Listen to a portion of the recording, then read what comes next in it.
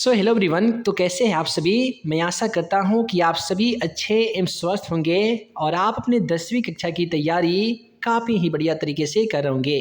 तो फाइनली आज की इस क्लास में हम आप सभी को 10वीं कक्षा के सोशल साइंस का ऐसा इम्पोर्टेंट वीवीआई ऑब्जेक्टिव क्वेश्चन को बताने जा रहे हैं जो कि आपके 10वीं कक्षा के एग्जाम पेपर में 100% पूछे जा सकते हैं।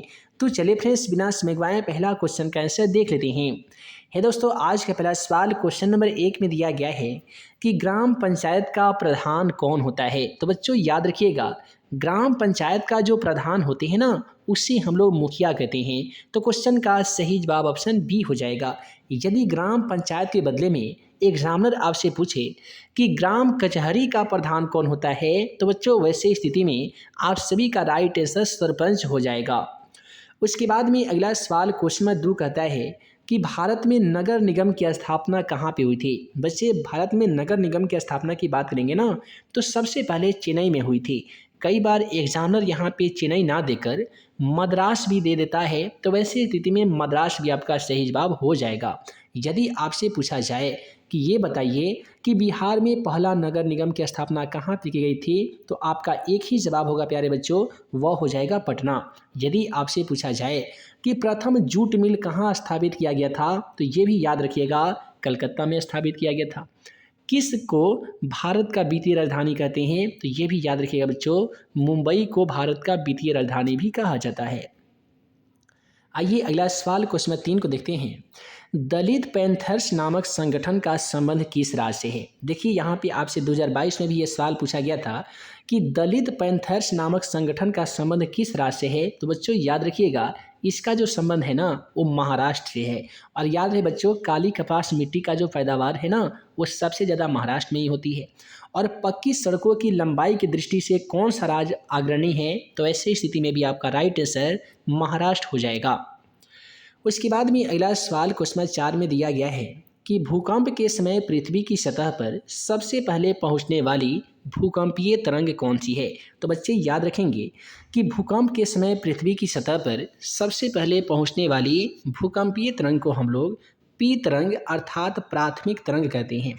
एग्जामिनर कई बार ऑप्शन में पी तरंग, एल तरंग, टी तरंग ऐसे करके ऑप्शन देते हैं, तो वैसे स्थिति में पी तरंग हो जाएगा। और पी तरंग कहे तो प्राथमिक तरंग होते हैं। उसके बाद में अगला सवाल क्वेश्चन नंबर 5 में दिया गया है कि बिहार निम्नलिखित में से किस भूकंपीय पेटी के अंतर्गत आता है। तो बच्चे याद रखेंगे कि बिहार भूकंपीय पेटी के जो अंतर्गत आता है ना, वह है जोन 3। क्योंकि बिहार का उत्तरी बिहार जो होता है ये बाढ़ प्रभावित होता है, तो वहीं पे दक्षिणी बिहार जो होता है प्यारे बच्चों, ये सूखा प्रभावित होता है। उसके बाद में यहाँ पे क्वेश्चन आ ही गया, कहता है कि बिहार का कौन सा क्षेत्र बाढ़ प्रवण है। तो बच्चे याद रखेंगे कि बिहार में सबसे ज़्यादा जो प्राकृतिक प्रकोप आते हैं ना, ये उत्तरी बिहार में आते हैं, वो भी बाढ़ के रूप में आते हैं प्यारे बच्चों। तो क्वेश्चन का सही जवाब ऑप्शन डी हो जाएगा। और यहीं से आपके एग्जामिनर पूछते हैं कि बिहार का शोक किस नदी को कहा जाता है। तो ऐसे स्थिति में याद रखिएगा बच्चों कि बिहार का जो शोक है ना, ये कोसी नदी को कहा जाता है। तो यहाँ पे आप सभी 2 प्रश्न को याद रखिएगा कि बिहार का कौन सा क्षेत्र बाढ़ प्रवण है, तो उत्तरी बिहार। और सूखा प्रवण कौन सा है बच्चों, दक्षिणी बिहार हो जाएगा। उसके बाद में कहता है कि नागार्जुन सागर परियोजना किस नदी पे है। तो बच्चे याद रखेंगे, नागार्जुन सागर परियोजना की बात करेंगे तो ये कृष्णा हो जाएगा। अर्थात ऐसे ट्रिक से याद रखिएगा कि जहाँ रहेंगे अर्जुन वहाँ होंगे कृष्णा। अर्थात नागार्जुन सागर परियोजना कृष्णा नदी पे है। यदि आपसे पूछा जाता कि भाखड़ा नांगल परियोजना किस नदी पे है, तो भाखड़ा नांगल परियोजना जो है ना प्यारे बच्चों, वो सतलज नदी पे है। उसके बाद में अगला सवाल कहता है कि निम्नलिखित में से कौन मानव जनित आपदा है। पहला ऑप्शन में दिया गया बाढ़ है, सुनामी है, महामारी है या फिर भूकंप है। सबसे पहले प्यारे बच्चों ये समझिए कि मानव जनित आपदा होती क्या है। तो ये जो आपदा होती है ना, कि प्राकृतिक में घटित होने वाले समस्त मानवीय तथा प्राकृतिक घटना जिससे जान माल के पार क्षति होती है, कई लोग बेघर हो जाते हैं अर्थात मर जाते हैं, उसे हम लोग आपदा कहते हैं। ये आपदा के 2 प्रकार होती हैं, एक तो बच्चे प्राकृतिक होती हैं, दूसरे होते हैं मानव जनित। तो ये प्राकृतिक में बाढ़, सुनामी, भूकंप ये प्राकृतिक होते हैं। मानव जनित अर्थात ये जो महामारी होती है, भूकंप होते, सॉरी बम विस्फोट होती है, आतंकवाद होते हैं, सांप्रदायिक दंगा होते हैं, ये सभी के सभी हमारे मानव जनित आपदा कहलाते हैं। उसके बाद में कहता है कि मानव विकास सूचकांक में सर्वोच्च स्थान किस देश का है। बच्चे मानव विकास सूचकांक में देखेंगे ना तो सबसे उत्तम सर्वोच्च स्थान जो होता है ना वे नॉर्वे का आता है।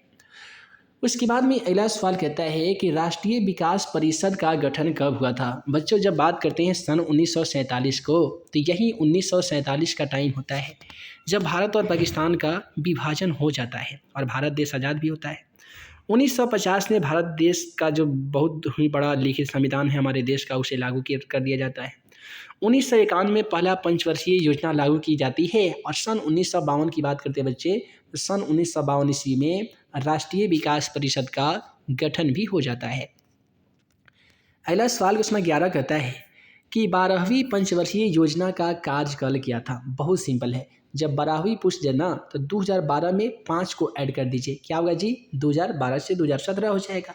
क्योंकि पंचवर्षीय योजना के मतलब ही होता है प्यारे बच्चे 5 वर्ष की योजना है ना, और इसकी शुरुआत सन 1951 से हुई थी। तो क्वेश्चन का राइट आंसर ऑप्शन सी हो जाएगा।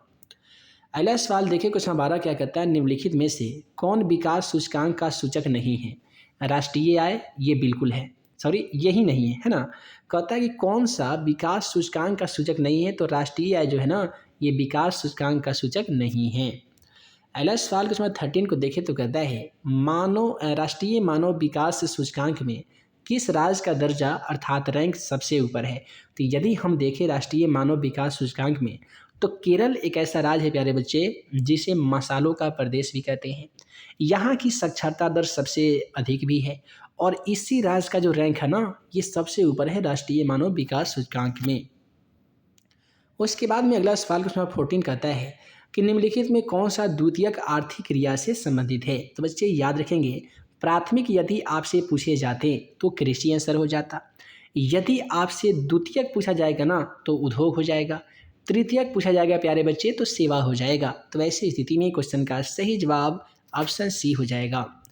अगला सवाल क्वेश्चन 15 को देखें तो कहता है कि इराक की मुद्रा क्या है। तो यहाँ पे दिया गया रियाल, क्या सऊदी अरब की मुद्रा रियाल होती है, ज़रूर बताइएगा प्यारे बच्चे।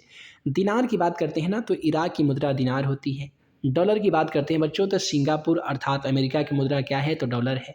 टका की बात करते हैं तो बांग्लादेश की मुद्रा क्या है तो वहाँ की मुद्रा टका है। इसे ट्रिक से कैसे याद रखेंगे, तो याद रखेंगे बच्चे कि बांग्लादेश की राजधानी कहाँ है तो आप कहते हैं सर ढाका है, मुद्रा कहाँ है तो टका है। कितना सिंपल है। अगला सवाल देखते हैं तो कहता है कि किसने कहा था मुद्रण वह धुरी है जिसके चारों तरफ संपूर्ण आर्थिक विज्ञान चक्कर काटता है। तो यह जो कथन था ना प्यारे बच्चे यह प्रोफेसर मार्शल का था। प्रोफेसर मार्शल के जगह पे कहीं पे जॉन मार्शल भी आता है तो वहीं आपका आंसर हो जाएगा।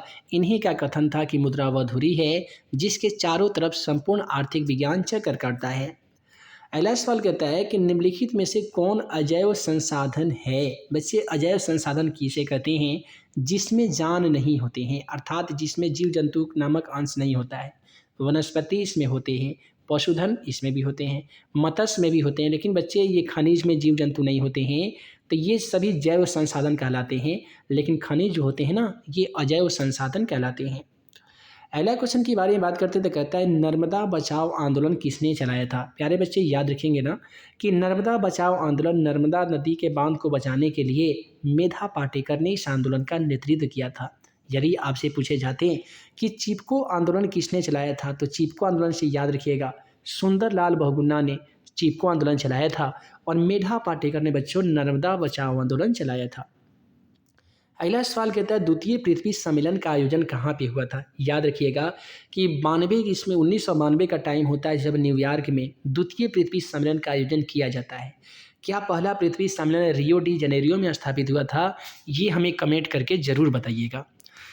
चलिए नेक्स्ट क्वेश्चन बच्चों देखते हैं। कहता है भारत में निम्नलिखित प्रतिशतों में कितना पहाड़ी क्षेत्र है, सॉरी पठारी क्षेत्र है। तो पठार के बारे में बात किया जाएगा तो 27 यानी 27% जो भाग है ना ये पठारी क्षेत्र है ना, और 7% बिहार में वन पाए जाते हैं। वहीं पे पूरे भारत में बात कीजिएगा ना तो 60% वन पाए जाते हैं। यहाँ पे नेक्स्ट क्वेश्चन है कि निम्नलिखित में से किसकी खेती से नाइट्रोजन का स्थितीकरण होता है। तो बच्चे याद रखिएगा नाइट्रोजन का स्थितीकरण जो है ना ये दलहनी पौधों से होती है है ना। और यहाँ से पूछे जाते हैं कि दलहनी पौधों में की जड़ों में कौन सा जीवाणु पाया जाता है। तो ऐसी स्थिति में याद रखिएगा राइजोबियम, है ना, राइजोबियम नामक एक जीवाणु होता है बच्चों, जो दलहनी पौधों की जड़ों में पाई जाती है। याद रखिएगा कपास से कि कपास का उत्पादन किस मिट्टी में होता है प्यारे बच्चे, तो क से कपास और क से काली, याद रखिएगा, और इसका उत्पादन सबसे ज़्यादा महाराष्ट्र में होता है। नेक्स्ट क्वेश्चन कहता है हमारा 24, नवीन जलोढ़ मृदा का क्या नाम है। देखिए बच्चों, नवीन जलोढ़ मृदा जो होती है ना, उससे ही हम लोग खादर कहते हैं। तो ये भी जान लीजिए, नवीन जलोढ़ मृदा को हम लोग खादर कहेंगे और पुरानी जलोढ़ मृदा को हम लोग बांगर कहेंगे, क्योंकि ये क्वेश्चन आपको एग्जाम पेपर में बहुत ही ज़्यादा ट्रेंड होते हैं। और रेगुर किसे कहते हैं बच्चों, तो काली मिट्टी का दूसरा नाम रेगुर मृदा होता है, ये भी याद रखिएगा। अगला सवाल कहता है कि वनों के क्षेत्रीय विस्तार में भारत का कौन सा स्थान है। देखिए बच्चों, वनों के क्षेत्रीय विस्तार में भारत का जो स्थान है ना, वो 10वां स्थान है।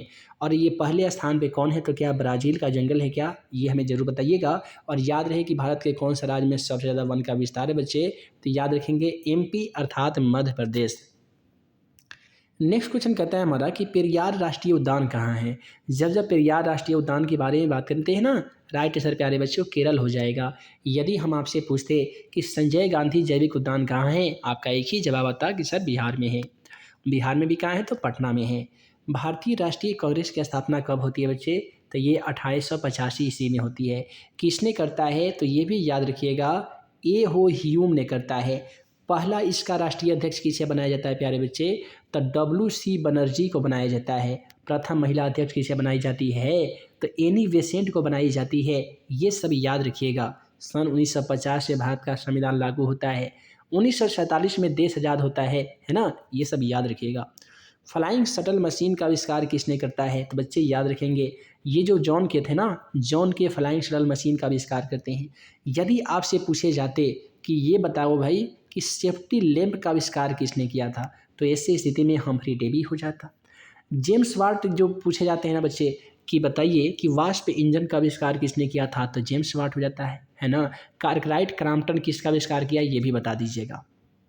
अगला सवाल है, स्वेज नहर यातायात के लिए कब खोली गई थी प्यारे बच्चे, तो याद रखिएगा जब महात्मा गांधी का जन्म हुआ था ना 1869 में, तो 1869 ईस्वी का टाइम है जब स्वेज नहर यातायात और व्यापार करने के लिए खोल दी गई थी। उसके बाद में याद रखिएगा सन 1914 ईस्वी का टाइम होता है प्यारे बच्चे, जब सन 1914 से लेकर सन 1918 ईस्वी तक पहला वर्ल्ड वार अर्थात पहला विश्व युद्ध की शुरुआत हो जाती है। अगला सवाल है, न्यूनतम मजदूरी कानून कब लागू होता है। इसके लिए 4 ऑप्शन दिए जा रहे हैं बच्चे, याद रखेंगे सन 1948 ईस्वी का टाइम होता है जब न्यूनतम मजदूर कानून लागू कर दिया जाता है। यदि आपसे पूछा जाता कि पहला फैक्ट्री एक्ट कब लागू होता है बच्चे, तो ऐसी स्थिति में 1881 हो जाता। मजदूर संघ अधिनियम कब पारित होता है, तो ऐसी स्थिति में 1926, याद रखिएगा। उसके बाद में कहता है निम्नलिखित में से कौन सा दक्षेस अर्थात सार्क का सदस्य नहीं है, तो यहाँ पे वियतनाम सार्क का सदस्य नहीं है प्यारे बच्चे। अगला सवाल कहता है फ्रैंकफर्ट की संधि कब हुई थी, तो याद रखिएगा सन 1870 ईस्वी का टाइम है ना। सन 1870 का टाइम है जब सेडान का युद्ध होता है। किसका युद्ध होता है प्यारे, सेडान का युद्ध होता है। उसी के ठीक एक साल बाद यानी 1871 ईस्वी में ये फ्रैंकफर्ट की संधि हो जाती है ना, फ्रैंकफर्ट की संधि हो जाती है। तो बच्चे आज की इस क्लास में हम आप सभी को 1 से लेकर 30 तक का SST का मोस्ट इंपोर्टेंट क्वेश्चन का सलूशन बताया हूँ। और इन 1 से लेकर 30 तक के प्रश्नों में कितने प्रश्न का आंसर आप पहले से जानते थे, आप नीचे कमेंट सेक्शन में जाकर जरूर बताइएगा कि हाँ सर 30 प्रश्न में हम इतने प्रश्न का सही आंसर कर पाए हैं। तो मिलते हैं प्यारे बच्चे अगले क्लास में नए मजेदार ऐसे ही 10वीं कक्षा के तमाम VVI ऑब्जेक्टिव तथा सब्जेक्टिव क्वेश्चन के वीडियो लेक्चर के साथ। तब तक के लिए आप सभी को यदि क्लास पसंद आया हो तो वीडियो को लाइक कीजिएगा, अपने दोस्तों में शेयर कीजिएगा। नए होंगे चैनल पर तो चैनल को जरूर सब्सक्राइब कीजिएगा। मिलते हैं अगले वीडियो में, तब तक के लिए आप सभी बच्चों को क्लास में बने रहने के लिए बहुत बहुत धन्यवाद।